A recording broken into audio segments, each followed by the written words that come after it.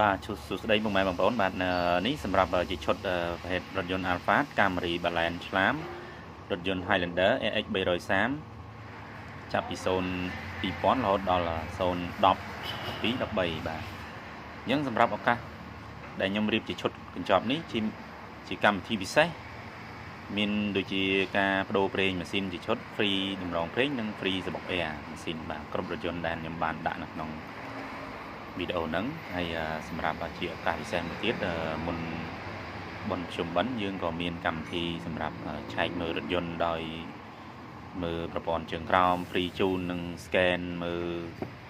ការសុវត្ថិភាពរថយន្តពុកម៉ែបងប្អូនដែលមុនធ្វើដំណើរឬក៏ទៅកំសាន្តតំបន់នានាឬក៏ធ្វើស្រុកជា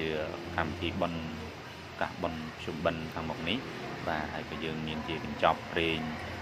សម្រាប់បដូរបាទមានច្រើន model មានប្រភេទប្រេងគ្រប់ស៊េរីបាទហើយក៏មានទឹកថ្នាំមានប្រេងប្រអប់លេខមានប្រភេទប្រេងល្អស្តង់ដាររបស់ជប៉ុនបាទពុកម៉ែបងប្អូនមានតម្រូវការអាចតាក់ទងមកយានដ្ឋាន BM